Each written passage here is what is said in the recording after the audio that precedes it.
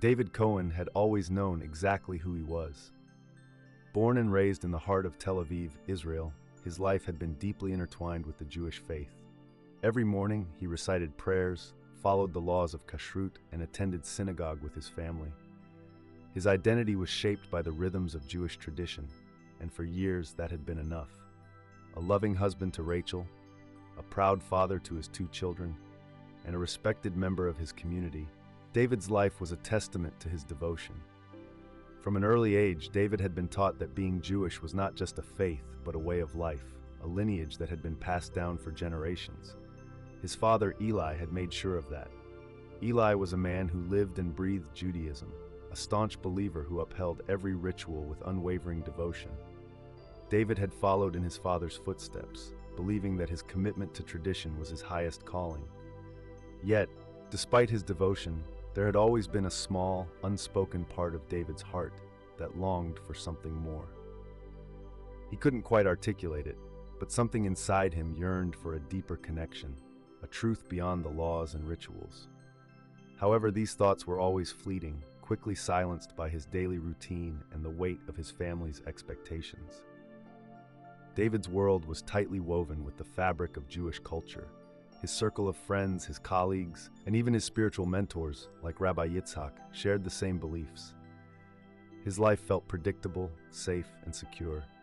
He had everything he thought he needed, but all of that would change in an instant. David's world shattered in a way he never saw coming. One fateful evening, as he was driving home from work, an accident occurred that would change everything. He was hit head-on by another car. The impact was devastating. Everything went dark. The next thing David knew, he was no longer in his body. A sense of weightlessness overtook him as he found himself in a place that felt both strange and familiar. In the vast emptiness, David was confronted by a figure who radiated love and power, Jesus Christ. The experience left David in a state of shock. His mind couldn't reconcile what he had just witnessed. He had always believed that Jesus was simply a figure in history, someone revered by others but not part of his life. How could this be? Was this a dream, a delusion, or had he encountered a truth so deep, so unimaginable that it could change everything? David's journey had begun, but he was unsure where it would lead. I never imagined my life would change in the way it did. I had always believed I knew who I was, David Cohen, a proud Jew, a man rooted in the traditions of my ancestors. I lived my life by the prayers and laws that had been passed down for generations. My father, Eli, always said that being Jewish wasn't just about faith, it was our identity, our calling. I believed that. I felt secure in it. But then everything shifted. It happened in the blink of an eye.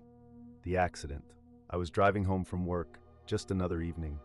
The road was familiar, my thoughts were wandering, but nothing could prepare me for what was about to happen. The crash came out of nowhere. A sudden impact. My car spun out of control and everything went dark. I didn't know how long I was out, but when I woke up, I wasn't in the car. I wasn't even in my body anymore. I found myself floating, weightless, suspended in a vast emptiness. I couldn't breathe, yet I felt no fear. I should have been terrified. I should have panicked. But somehow I felt calm. And then I saw him. A figure, glowing with an overwhelming light, appeared before me. I couldn't describe it fully. Not the way the light shone, or the peace that surrounded him, or the warmth that filled my being as I gazed upon him. But I knew who he was. It was Jesus. I couldn't wrap my mind around it. I had always thought of Jesus as just a man from history, someone the Christians worshipped, but not someone who had any place in my life. I had never given him much thought beyond that. Yet there he was, standing in front of me, looking at me with eyes full of love and compassion. I had never experienced anything like it before. It was as though he saw right through me, into my heart, my soul. His voice broke through the silence. "David," he said, calling my name as if he had known me forever. "You are loved and you are not alone." I couldn't speak. I wanted to. I had so many questions. I wanted to ask him how this was possible, why I was here, and why he was speaking to me. But my mind was a mess. Was this a dream? Was this some kind of hallucination? How could this be real? But the peace I felt in his presence was undeniable. In that moment, it was as though all the doubts and struggles that had plagued me throughout my life, questions about my faith, my purpose, my place in the world melted away. I felt understood in a way I never had before. But that peace didn't last. I tried to push away the thoughts that were flooding my mind, the ones that said, "This can't be true. This isn't what you believe. This goes against everything you've been taught." I was a Jew. I wasn't supposed to believe in Jesus. This was blasphemy, wasn't it? Yet there was something in his presence, something in his gaze that made me question everything. "Do not be afraid," he said gently. "The truth is greater than you know. There is more to life than you have ever understood." I didn't know what to say. I felt torn between the faith I had known all my life and the truth that was being revealed to me in that moment. I had never allowed myself to think beyond the boundaries of my Jewish upbringing, but now it felt as though I was being called to something greater, something that went beyond religion and tradition. I wanted to ask him more, to understand what he meant, but before I could, everything went black again. I was back in the car, back in my body, the crash still fresh in my mind. But the encounter lingered. I couldn't shake it. I couldn't ignore it. The questions started to pile up. Was this a divine revelation? Was this a test? Could I really accept what had happened, or had I simply imagined it in the trauma of the accident? But deep down, I knew this wasn't a figment of my imagination. It felt too real, too powerful. The peace, the love, the truth, it all felt undeniable. I tried to carry on as if nothing had changed, but it had. My whole world had shifted, and I had no idea what to do with it. At first, I thought I could push it all aside. I convinced myself that what I experienced was just a dream, a strange result of the trauma from the accident. But the more I tried to ignore it, the more it haunted me. I couldn't stop thinking about that moment, the warmth in his gaze, the weight of his words. Something inside me was waking up, and it scared me. Rachel noticed. She always did.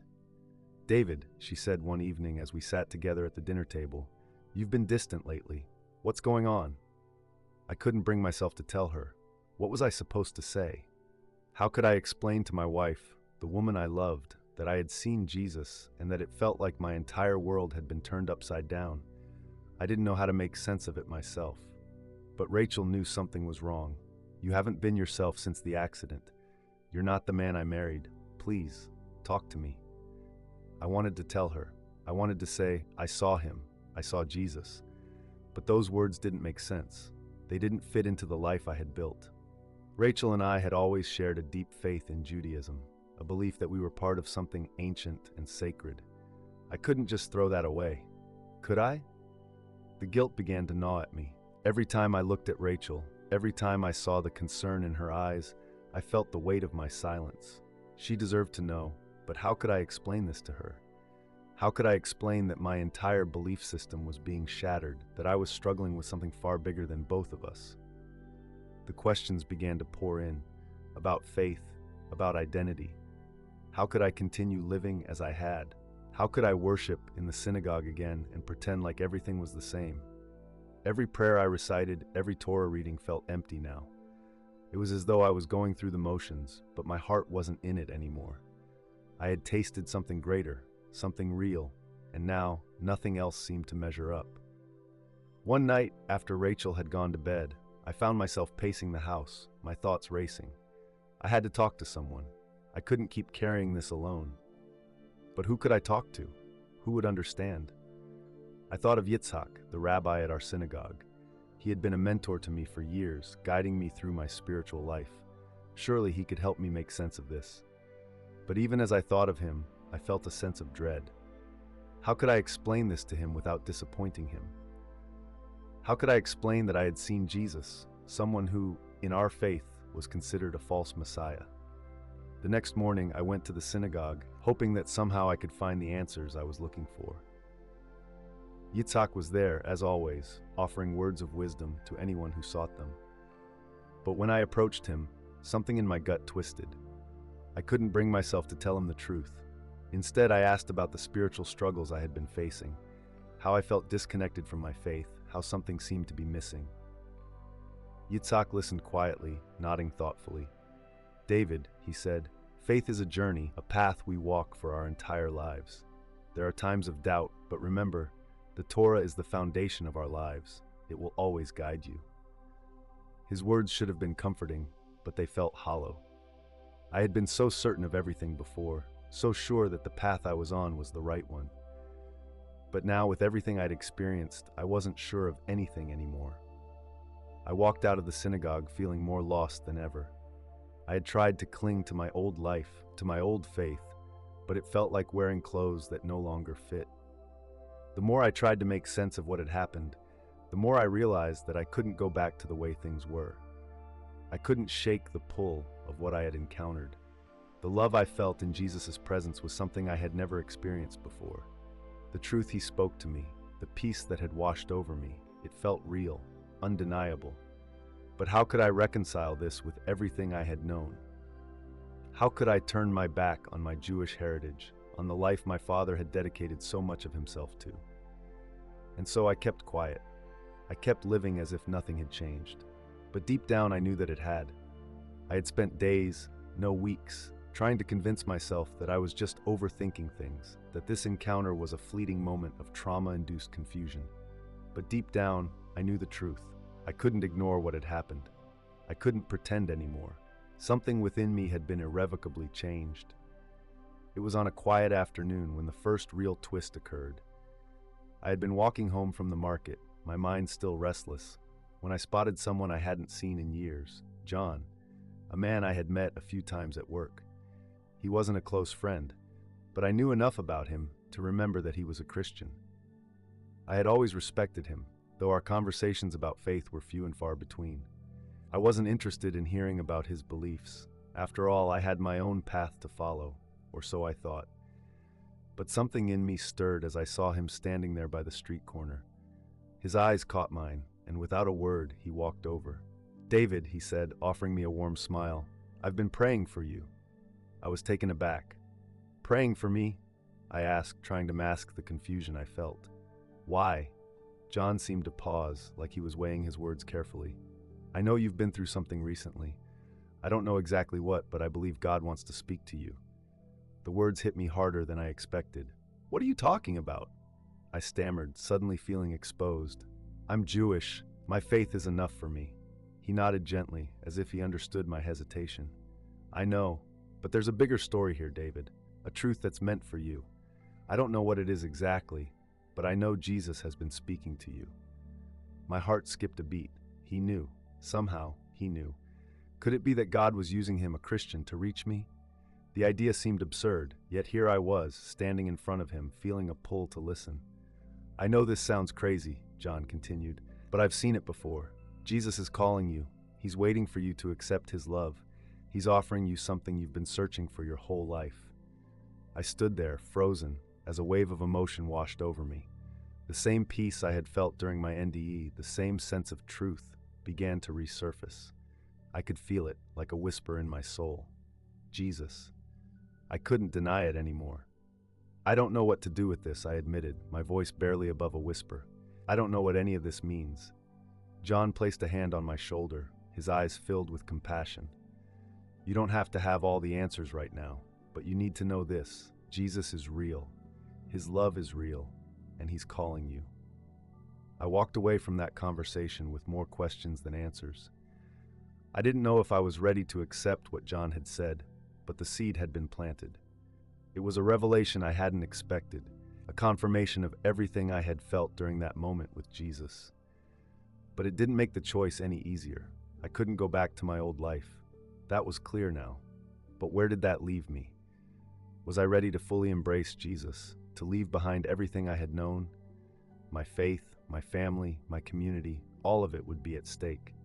And as much as I felt the pull to follow Jesus, a part of me was still terrified. How could I reconcile this new truth with everything I had been taught? What would my father say? What would Rachel think? What would I become if I left behind everything I had built? I didn't have the answers, but I knew one thing for sure. I couldn't ignore what I had experienced, and I couldn't ignore the call that was echoing in my heart. After my conversation with John, everything seemed to change, even though I hadn't yet made any concrete decisions. But the seed had been planted, and it was growing inside me, uncontrollably, undeniably. I couldn't pretend I hadn't felt the truth that John had spoken, but that didn't make it any easier. I came home that night, my mind racing. Rachel was sitting at the kitchen table, scrolling through her phone, her brow furrowed. She looked up as I walked in, her face softening with concern. "David," she said, "you've been so distant lately. I don't know what's going on with you, but I need you to talk to me." Her words felt like a weight pressing down on my chest. How could I tell her what I was feeling? How could I explain that I was being pulled in a direction that seemed so foreign, so contradictory to everything we had built together? "I've been thinking a lot," I said carefully, sitting down beside her. "About faith, about everything." I paused, searching for the right words. "About Jesus." She froze. Her face, usually full of warmth and understanding, now seemed distant, guarded. "Jesus?" she repeated, her voice barely above a whisper. "David, what do you mean by that?" I took a deep breath, trying to steady my thoughts. "I can't explain it all right now, but I feel like something's changed." I hesitated, unsure of how to continue. "I think I've encountered something real, something that I never expected, and I don't know what to do with it." Rachel stared at me, her eyes searching my face for any hint of explanation. But there was none. How could I explain the depth of what I was feeling when I didn't even fully understand it myself? "I don't know what you're talking about," she said, her voice shaking. "You've always been strong in your faith, our traditions. What's happening to you, David?" It hurt to see the hurt in her eyes. I knew I had just thrown everything she believed in into question. I could feel the distance growing between us, even though we hadn't said a word about it yet. Rachel was everything to me, and now I was afraid I was losing her. "I don't know if I believe the same way anymore," I admitted, the words slipping out before I could stop them. "I've seen something that has shaken me to my core. I don't want to lose you, Rachel. I don't want to lose us, but I can't ignore this." She shook her head, tears welling up in her eyes. "This isn't just about you anymore, David. This is about us. This is about our life, our family, our future. I don't know if I can go down this path with you." The silence that followed was deafening. It felt as though the weight of all my decisions, all the emotions I had been trying to suppress, had finally come crashing down. I didn't know how to fix this. I didn't know if I even could. That night, as I lay in bed, I couldn't stop thinking about Rachel's words. Could I really walk away from everything I had known, from the life we had built together, from my family, from everything I had been taught? Was it worth it? The fear was overwhelming, and the guilt was even worse. I had no idea how to navigate this new reality I found myself in. But there was also the truth, the undeniable peace I had felt when I encountered Jesus. It was a truth I couldn't deny. I had to face it, even if it meant losing everything. The next day, I sat down with my father, Eli, unsure of how to even begin this conversation. He had been the rock of my faith. He had taught me everything I knew about being a Jew, about living a righteous life according to the Torah. How could I tell him that I was struggling with my beliefs? "Dad," I started, my voice shaking slightly, "I need to talk to you about something." Eli looked up from his papers, his face unreadable. "What's troubling you, son?" "I've been having doubts," I said, my throat tightening. "About faith, about everything." Eli's face hardened. "Doubts?" he asked, his voice low. "David, don't let the world shake you. Our faith is strong. You are a son of Israel. Our people have suffered, and we've held on to our faith for thousands of years. Don't let anything pull you away from that." I felt the weight of his words, but they also felt like a wall being built between us. My father's belief was unshakable, but mine was crumbling. "I don't know what to believe anymore, Dad," I said, my voice breaking. "I've encountered something that's changed everything for me." My father's face shifted, a flicker of concern passing through his eyes. "What are you saying, David? Are you questioning your Jewish heritage?" "I'm not sure what I believe," I admitted, "but I've seen something, someone who I can't deny." I saw the flash of disbelief in his eyes.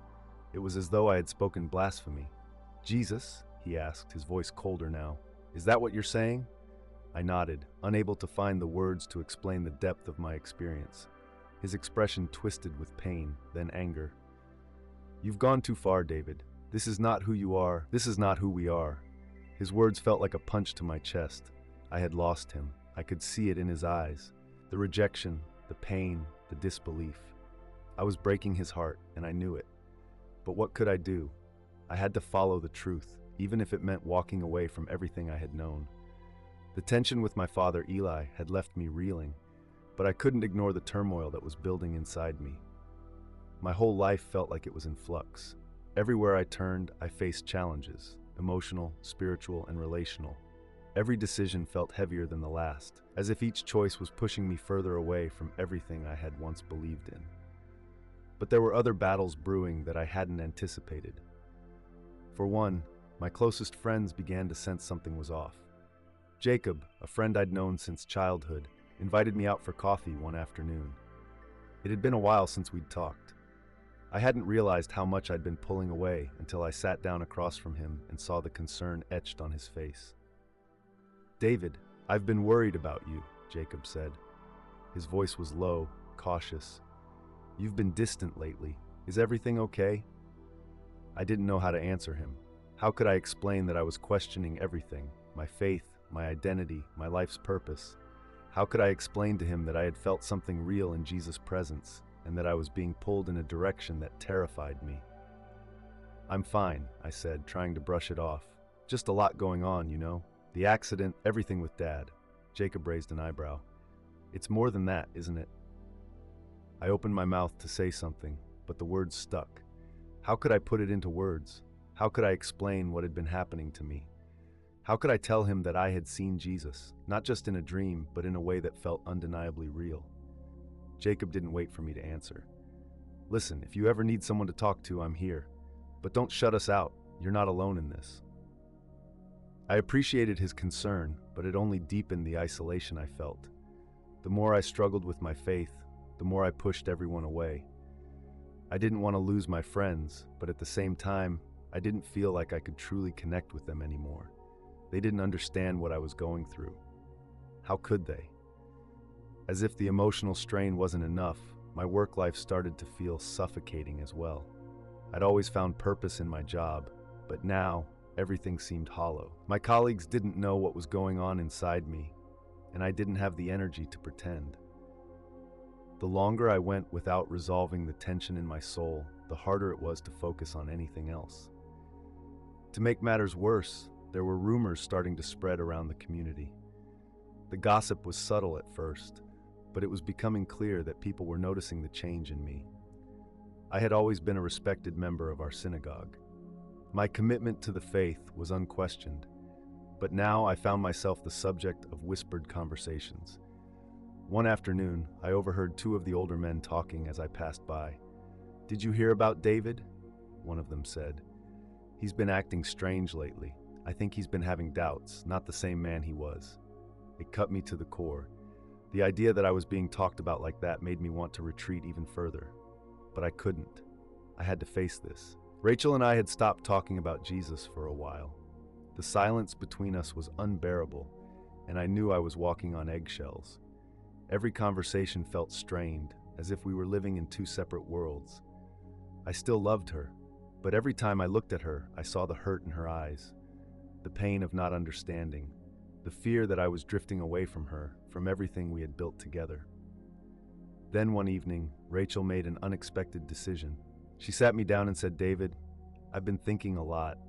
I don't know what's going on with you, but I need you to understand something. I don't know where this path is leading, but I can't keep walking it with you. Not like this." Her words hit me harder than anything else. I had already felt like I was losing everything, my family, my community, my friends. But hearing Rachel say those words was the moment I realized how deep the divide had become. She couldn't understand what I was going through, and I didn't know how to make her understand. "I'm sorry, David," she continued, tears in her eyes. "I love you, but I can't do this. I can't keep pretending like everything's okay when it's not. I don't know if I can be with you if you're not the man I married." Her words echoed in my head long after she left the room. I wanted to reach out to her, to make her understand, but I knew I couldn't force her to believe something she didn't. And yet in that moment, the weight of the decision I was facing became unbearable. Would I let go of everything I had known, even my marriage, to pursue this new truth? Could I? That night, as I lay in bed, the room felt colder than it ever had before. I was more alone than I had ever felt in my life. The pain of losing Rachel, the rejection from my father, the growing distance from my friends, it all seemed to blur together into an overwhelming sense of loss. But deep down, I also knew that I was being drawn towards something greater, something that couldn't be ignored. And yet the path ahead was uncertain. I didn't know what would happen next. But for the first time, I felt like I had no choice but to follow the truth I had encountered, no matter the cost. The days following my conversation with Rachel were filled with a hollow silence. She had moved out of the bedroom, and although we still shared the same house, it felt like we were living in two separate worlds. I could sense her pain every time she looked at me, but there was nothing I could do to change her mind. How could I? I didn't even know if I could change my own mind. I remember one evening, after dinner, when I found myself sitting on the couch, staring out the window. The streetlights outside flickered, casting an eerie glow over the pavement. I was lost in thought, contemplating the weight of what I had done, the hurt I had caused, the relationships I had strained, the things I had lost. It felt like a void was opening inside me, threatening to swallow everything. Then Rachel came into the living room, her face drawn, her eyes red from crying. She sat down beside me, but neither of us spoke for what felt like hours. Finally, she broke the silence. "David, I don't understand. How can you just throw everything away? How can you throw us away for something like this?" I turned to face her, my heart aching. "I'm not throwing anything away. I'm not throwing you away, Rachel. I'm just trying to find the truth. I need to know what's real, and right now I can't ignore what I've felt, what I've experienced." "But Jesus," she whispered, her voice full of disbelief, "how can you turn your back on everything we've known, everything we've been taught? This isn't just about faith, David. It's about who we are, about our identity, our whole life together." "I don't want to hurt you, Rachel," I said softly. "I don't want to lose you, but I can't deny what's happened to me. I can't pretend that I haven't felt the truth of who Jesus is. I can't turn my back on that." She shook her head, the tears spilling down her cheeks. "I don't know how to fight this, David. I don't know how to fight you." The pain in her voice tore me apart. She had every right to feel the way she did. I knew this wasn't just about me. It was about everything we had built together, everything we had believed in, but I also knew that I couldn't go back. I couldn't unsee what I had seen. The truth felt like a fire inside me, burning everything I had known, and yet I couldn't bring myself to fully embrace it without feeling the weight of the cost. But the dilemma didn't stop with Rachel. I began to encounter more and more people from my past, people I had once respected, people who had shaped my beliefs, people who had known me before this transformation. One afternoon, as I walked through the market, I saw Rabbi Menachem. He was an old family friend, someone who had been like a second father to me. He saw me from across the street and waved, his smile broad and genuine. But as he got closer, his smile faded, and the concern in his eyes was unmistakable.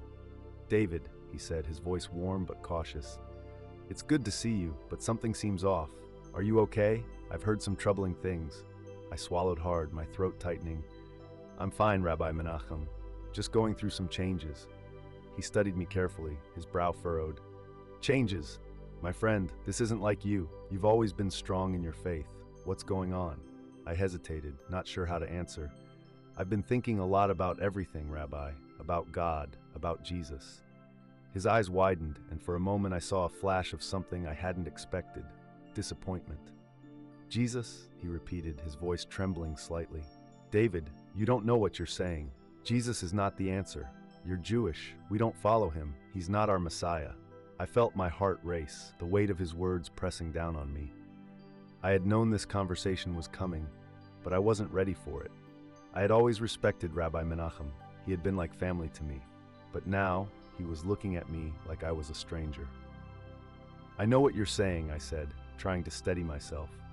"But this isn't about rejecting my heritage. It's about discovering something I didn't know was true, something that changed me." Rabbi Menachem shook his head, his voice tinged with sadness. "David, don't be deceived. I've known you since you were a boy. You're a child of Israel. Don't let anyone pull you away from that. Don't let anyone lead you astray." His words stung. I could see the fear in his eyes. the fear that I was losing my way, that I was abandoning everything that had been built before me. I could see that he believed with all his heart that I was making the biggest mistake of my life, and that hurt. "I'm not abandoning anything," I said quietly, my voice breaking. "I'm just following the truth, even if it's hard to understand." He didn't respond. He just turned and walked away, leaving me standing there, feeling the weight of the rejection. I had never felt so alone in my life. The internal conflict was becoming unbearable. Every day felt like a battle between the truth I was discovering and the life I had known. I wanted to embrace the peace that Jesus had offered me, but I knew it wasn't that simple. There was so much at stake. My emotions were a roller coaster. I longed for the validation of those I respected. I needed my family, my friends, my community to understand what I was going through.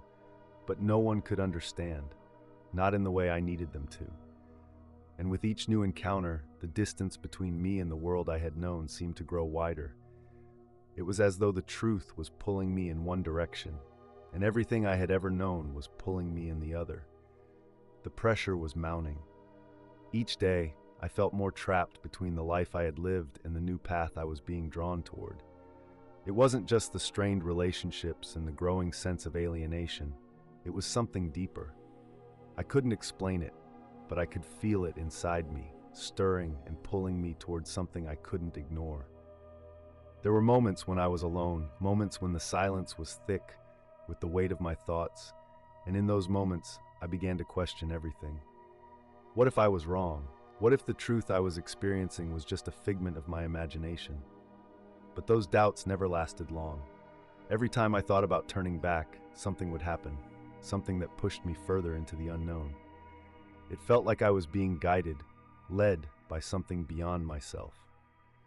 One evening, I sat in my study, the lights dim, the room filled with the scent of old books. I was reading through the scriptures again, this time more fervently, desperate to understand. The words on the page had always been familiar to me, but now they felt different, alive, almost. I had been reading the Psalms when something caught my eye, a verse I had never paid attention to before. "The Lord is my shepherd, I shall not want. He makes me lie down in green pastures. He leads me beside still waters. He restores my soul." It was a simple verse, one that I had heard countless times before, but that night it felt like it was speaking directly to me. As I read it, something inside me shifted. A sense of peace I had been desperately searching for began to wash over me. For the first time in weeks, I allowed myself to relax, to simply sit in the stillness. I closed my eyes, my heart thundering in my chest, and I prayed, not with words, but with my heart. "Lord, help me understand. Help me know the truth." As I sat there, I felt something. It wasn't a voice, but it was as though something was pulling me, urging me to listen deeper. I couldn't explain it, but I felt certain that Jesus was speaking to me in that moment. I wasn't sure how to process it, but it was undeniable. He was real, and he was with me.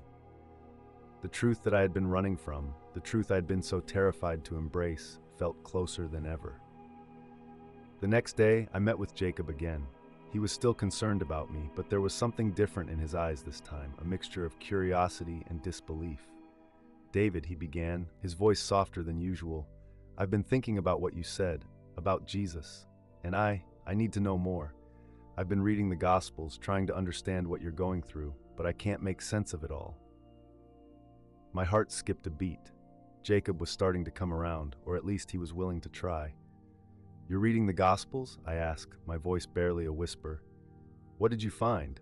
He shrugged, looking down at his hands. "I don't know. It's hard to explain, but I think I'm starting to see something I didn't see before. I can't explain it, but when I read about Jesus, I feel like I'm being drawn in." I couldn't help the smile that spread across my face. "That's what I felt. That's what I've been trying to tell you." But Jacob wasn't fully there yet. He still had doubts, still held on to the beliefs that had shaped his life. And yet, I saw a glimmer of hope in his eyes. I knew that he was on his own journey, just as I had been. But there was something else, something more troubling. I could feel that the people around me were starting to notice. Word of my spiritual shift had spread even further, and the whispers had grown louder.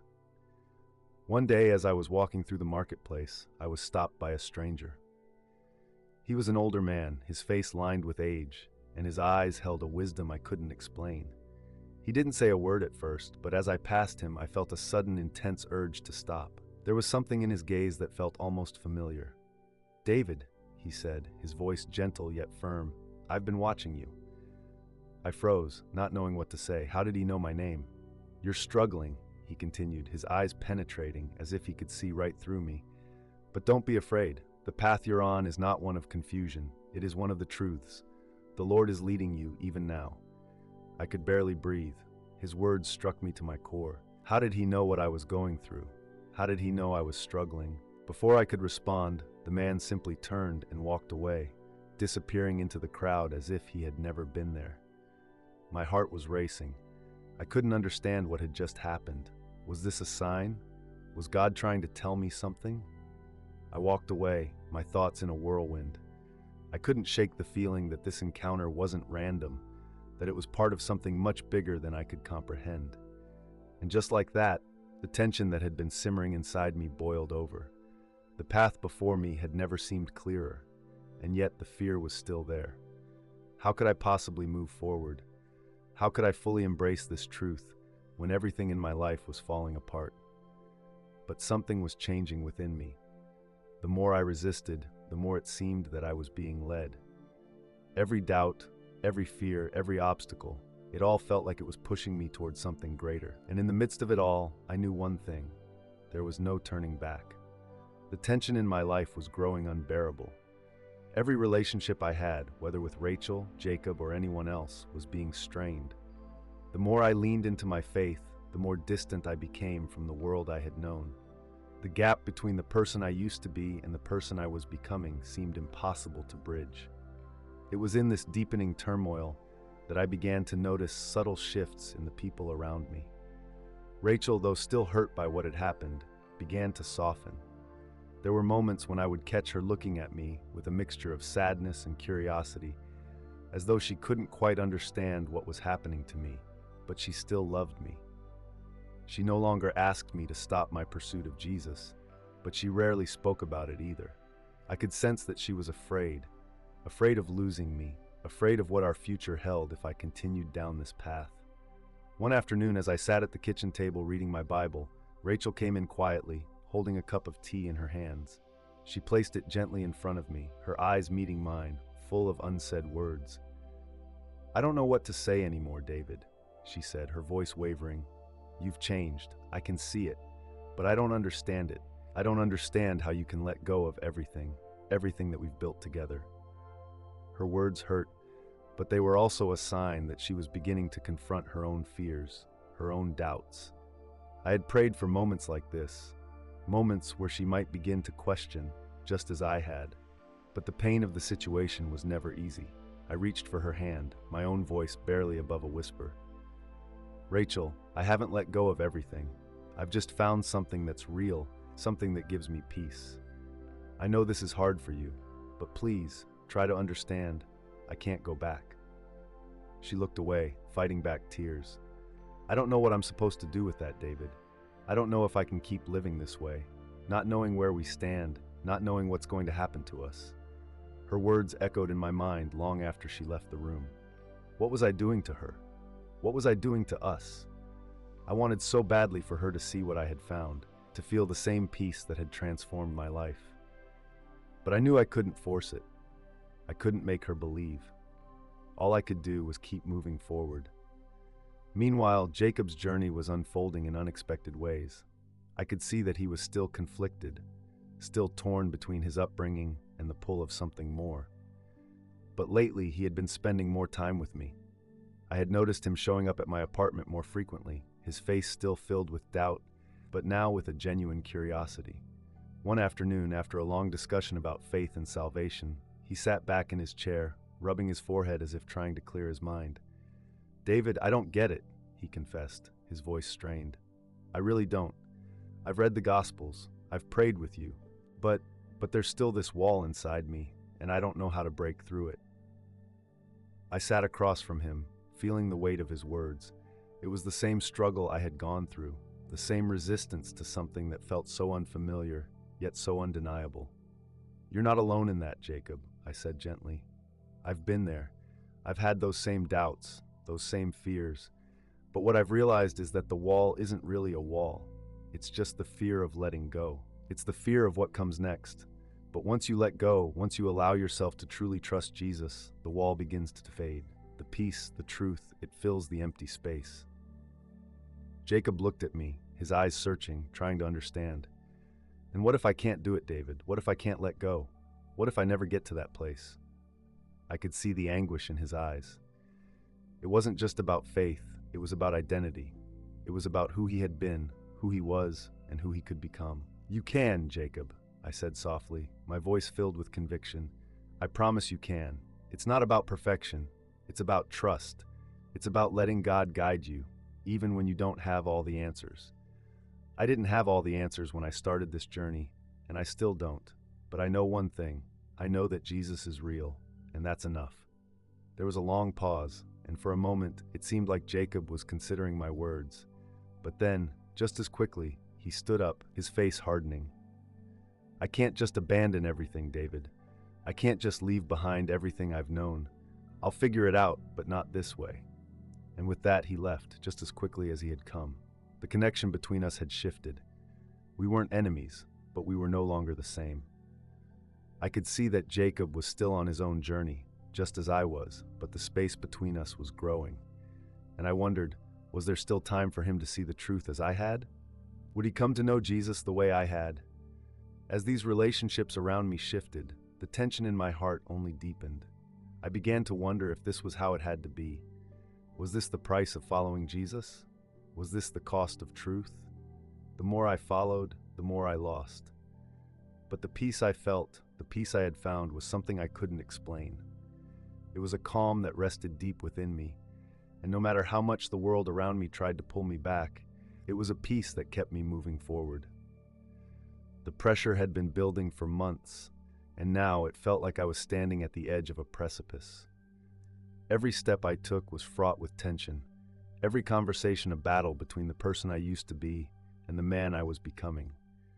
I had no idea how much longer I could keep up the pretense, the balancing act between my old life and my new faith.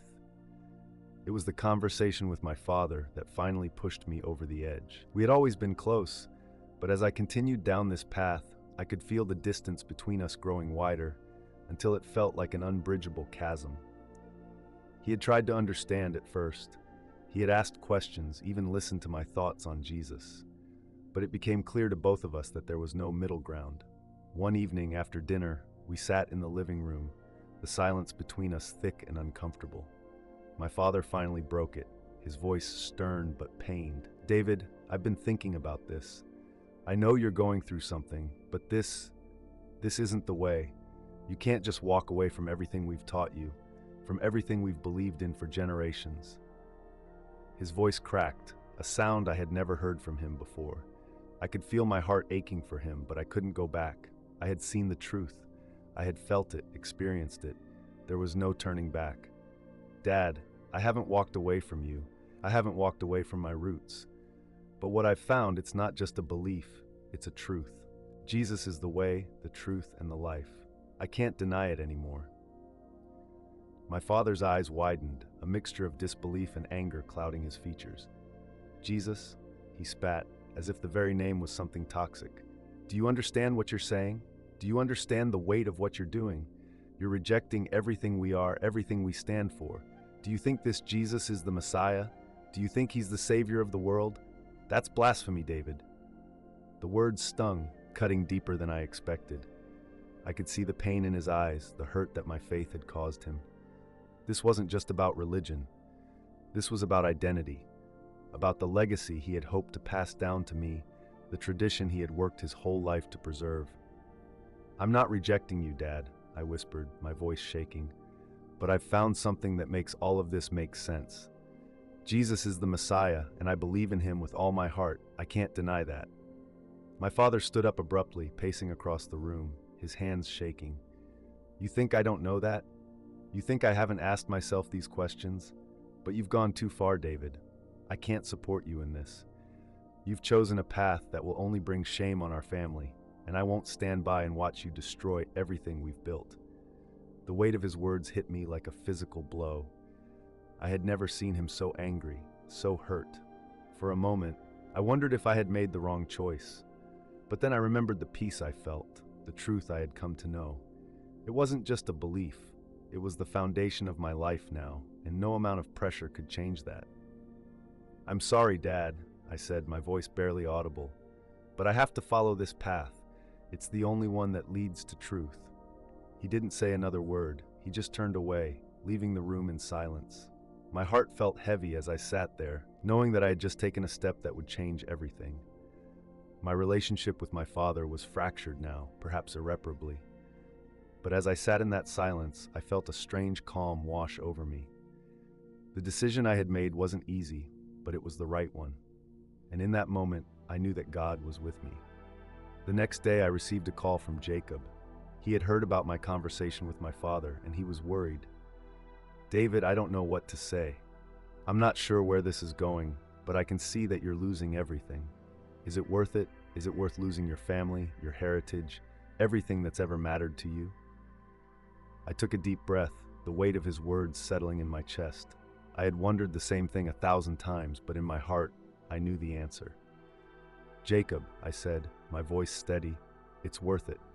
I've lost so much, and I know there's more to come. But the truth I've found, there's nothing in this world that can compare to it. I've been given something that's eternal." There was a long silence on the other end of the line. Finally, Jacob spoke again, his voice quieter, almost resigned. "I don't know if I can do what you're doing, David. I don't know if I can let go the way you have, but I respect you. I respect what you've found." And with that, the conversation ended, leaving me to wonder where Jacob's journey would take him. Would he find the same peace I had, or would he remain where I had once been, caught between two worlds, uncertain and afraid to take the leap? The days that followed felt like a blur. I was caught in a whirlwind of emotions: guilt, anger, loneliness, and an overwhelming sense of conviction. The conversations with my father, the strain in my marriage, the distance growing between me and my community, it all weighed heavily on me. But through it all, I had one thing that kept me going, the undeniable truth I had found in Jesus. It was as if a light had entered the darkness, and though I was stumbling, I knew the way forward. I had thought that the hardest part would be telling my family, confronting the anger and the pain. But it wasn't just the confrontation that hurt, it was the silence that followed. The absence of support, the complete rejection. There was no understanding from my father, no comfort from my wife. I felt like a man without a home, a man without a place in the world. One evening, as I sat in my apartment, struggling with the isolation, I received a message from Rachel. It had been days since we'd spoken, and my heart skipped when I saw her name on the screen. "We need to talk," the message read. "Please, David, it's about us." I took a deep breath before replying, the weight of what I knew was coming pressing on my chest. It felt like I was walking into a storm that I couldn't escape. But I had to face it. I had to face her, face the decisions I had made, and the consequences that had followed. When she arrived at my door, her face was tired, as though she had been carrying a burden for days. She didn't speak immediately, just stood there, her eyes searching mine, as if waiting for me to explain myself. But what could I say? The truth was simple. I had found Jesus, and nothing could change that. "David," she began softly, "I've been trying to understand, trying to see things from your perspective, but I can't. I can't see how you can just throw everything away for something that doesn't even make sense to me." Her words hit me hard, and I felt the familiar sting of her rejection. But I knew that I had to stand firm, even if it meant losing her, even if it meant losing everything. "I haven't thrown anything away, Rachel," I said, my voice steady but full of emotion. "I've found the truth. I've found something that makes all the pain, all the questions make sense, and I can't walk away from it. I can't go back to the way things were." She shook her head, tears beginning to form in her eyes. "David, this isn't just about you. It's about us, about the life we've built. How can you leave all of that behind?" I could feel the ache in her words, and it tore me apart inside. I didn't want to hurt her. But the decision I had made wasn't just about me. It was about the truth that had been revealed to me. It was about God's call on my life. "Rachel, I love you. But this is about something bigger than us. It's about what I believe is true, and I can't deny it, no matter how much it hurts." She stood there for a moment, her face a mix of confusion and pain. Then, with a deep sigh, she turned away. "I don't know if I can do this, David. I don't know if I can live in a world where you believe something so different. Maybe I'm not strong enough for this." And just like that, she was gone. I stood in the silence of my apartment, the weight of the conversation pressing down on me. I wanted to scream, to shout at the unfairness of it all, but I knew that nothing would change. My path had been set. The following days were a blur of loneliness and doubt. I tried to reach out to friends, to people from my past, but the conversations felt empty. There was a gulf between us, one that could never be bridged. My father refused to speak to me, and Rachel barely replied to my texts. I was isolated in a way I had never known. But in the midst of that darkness, something began to shift. I felt a sense of peace that I couldn't explain. It wasn't the absence of pain, it was something deeper, something that kept me grounded even in the midst of turmoil. I knew that this was the path I had to walk, even if I walked it alone. Jesus had shown me a way, and I couldn't turn back. It was during one of these quiet moments, when the weight of everything felt like it would crush me, that I received a call from Jacob. His voice was different, softer, filled with something that sounded like hope. "David," he said, "I've been thinking a lot about what you've said, about Jesus. I'm not there yet, but I can't stop thinking about it. Maybe I'm ready to take that step too." The words hit me like a wave, and for the first time in weeks, I felt a surge of hope.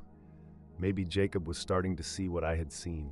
Maybe he was ready to find the peace that had eluded me for so long. "Jacob, that's the first step," I said, my voice filled with emotion. "It's not about having all the answers. It's about trusting. It's about faith. And I'll be with you every step of the way." As the call ended, I sat back in my chair, a sense of peace washing over me. The storm was far from over, but for the first time, I felt like I wasn't alone in it. My journey wasn't just mine anymore, and that gave me hope. The days turned into weeks, and the weight of everything, the rejection, the isolation, the struggle, felt almost unbearable. I couldn't remember the last time I had felt truly at peace. Every conversation seemed to spiral into conflict, and I was constantly questioning whether I had made the right choice. But then, in the quiet moments of my doubt, something shifted within me. I felt a presence that I couldn't explain, something real, something beyond the pain. It was one evening, just before sunset, when I found myself sitting alone on a park bench near the place where I had first encountered Jesus in that vision. The memory of that moment still haunted me, standing in the presence of the Savior, feeling His love and grace wash over me. How could I have turned away from that? How could I deny the truth I had encountered in His presence? The silence around me was broken by a voice, one I hadn't heard in months. It was my father. He stood a few paces away, looking at me with a mixture of concern and frustration. "I've been thinking about what you said," he began, his voice carrying the weight of 1,000 unsaid words. "And I can't ignore it anymore. I've been holding on to something, David, something that isn't real. I don't know what to do with all of this." My heart skipped a beat. Was this the moment I had been waiting for? The moment when my father would finally understand, when he would come to see what I had seen? "Dad," I said, my voice trembling, "what do you mean? What have you been holding on to?" "I've been holding on to my pride," he said, his voice softer now. "I've been so sure that I knew the truth, that I couldn't bear the thought of losing my son. But what you've told me, what I've seen in you, it's shaken me. I don't know if I can ever fully understand, but I can see that you found something real." Tears welled up in my eyes as I looked at him, seeing the man who had raised me, who had been my everything, finally begin to see the light. This wasn't just about me anymore. It was about my father too, about our shared journey toward the truth. "I don't expect you to have all the answers, Dad," I said, my voice breaking. "But I'm here, I'm not going anywhere, and I know that what I've found, it's the truth, it's Jesus."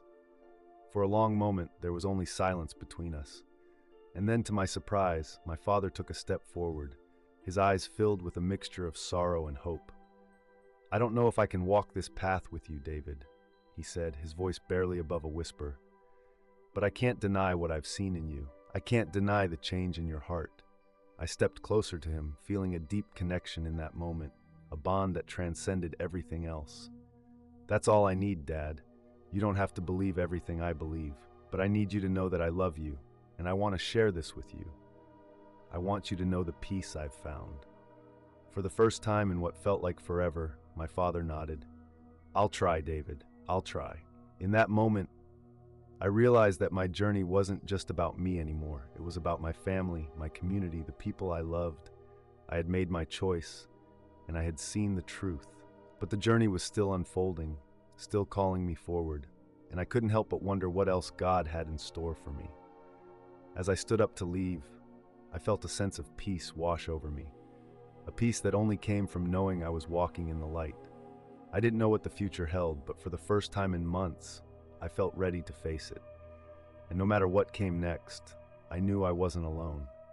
Jesus was with me, and that made all the difference. It was the night before the Jewish New Year, and everything felt still.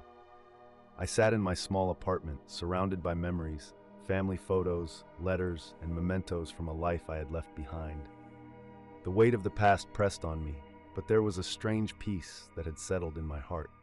I had made peace with my journey, with the choice I had made to follow Jesus, even if it meant sacrificing everything. But tonight, something stirred within me. I felt that I was about to face the culmination of everything I had been through. The doorbell rang. It was unexpected, especially at this hour. I opened the door to find my father standing there, his face drawn and serious. He wasn't alone.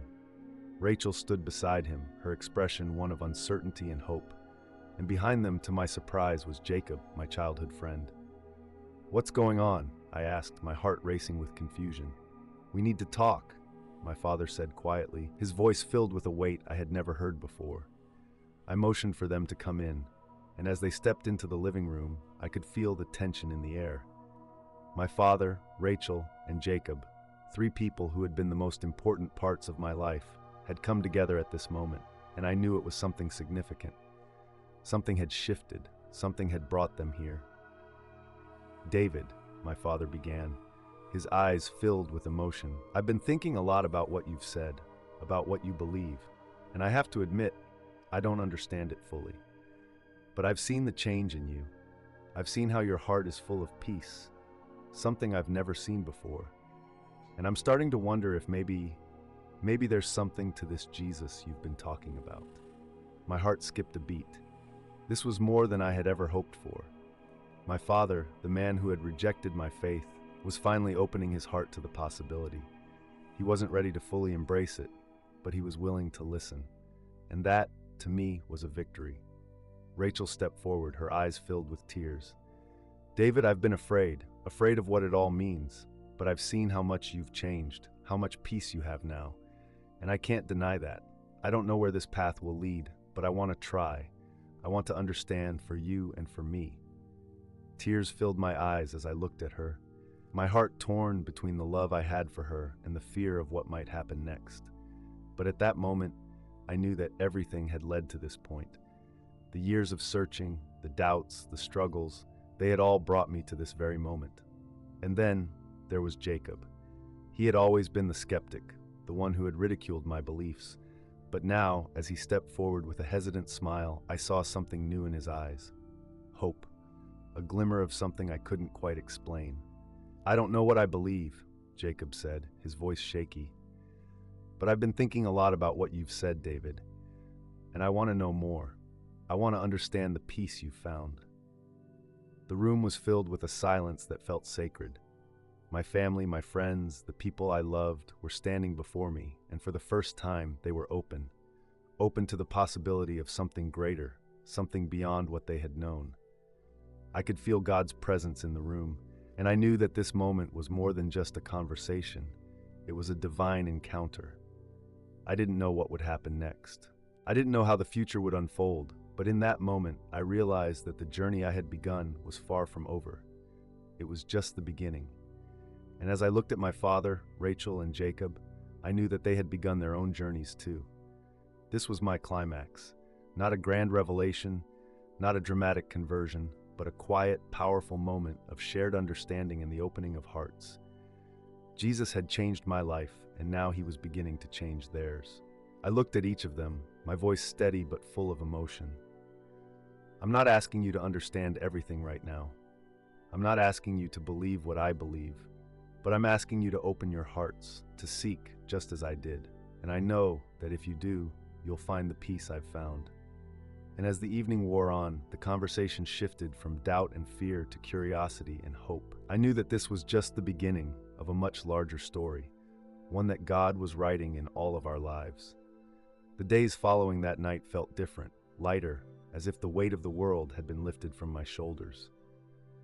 My father, Rachel, and Jacob didn't have all the answers yet, but something had shifted. They had taken the first steps toward understanding, and that alone was enough to fill my heart with hope. Hope that God was working in ways I couldn't always see but knew were there, quietly moving in their hearts as He had moved in mine. As I looked back on the journey I had traveled, leaving behind the world I had known, the beliefs that had once defined me, I realized just how far I had come.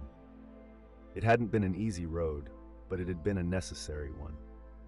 Each challenge, each confrontation, each painful moment had been part of a divine plan, shaping me into someone new. Someone who had learned to trust, to surrender, and to find peace in the arms of a Savior who loved me more deeply than I could ever understand. The process of transformation hadn't just been about leaving behind my old faith. It had been about embracing something far greater. It had been about finding Jesus, the one who gave me true peace, the one who brought me into the light. It had been about recognizing that in the darkest moments, God had never abandoned me. He had been there all along, waiting for me to turn toward Him. Now I stood at the edge of something new. I didn't know where the journey would take me, but I knew that whatever came next, I was not alone. I had my family, my friends, and above all, I had the love and grace of Jesus Christ. I often think about that night, the night when everything changed. It wasn't just a moment of personal redemption for me. It was the beginning of a new chapter for those around me. It was a glimpse of what could happen when hearts are open, when people are willing to seek truth, no matter where it leads. I know that the road ahead won't always be easy. There will be challenges, there will be moments of doubt, and there will be sacrifices. But I also know that with Jesus by my side, nothing can separate me from His love. And I carry that truth with me every day. No matter what happens, I am His, and He is mine. For those of you watching, I want to leave you with a thought. Reflect on your own journey. What is God calling you to? Are you ready to take that step of faith, to seek the truth that might be waiting just beyond your understanding? Know that no matter where you are, you're never alone. God's love is always there, and He is always ready to welcome you home. Thank you for walking with me through this part of my journey. If my story has resonated with you, I encourage you to take a moment to reflect, share your thoughts, and if you feel led, open your heart to the possibility of Jesus. Like, comment, and subscribe to this channel, and don't forget to share this video with someone who might need to hear this message of hope. Until next time, remember, no matter where you've been or where you're headed, God's grace is always waiting for you.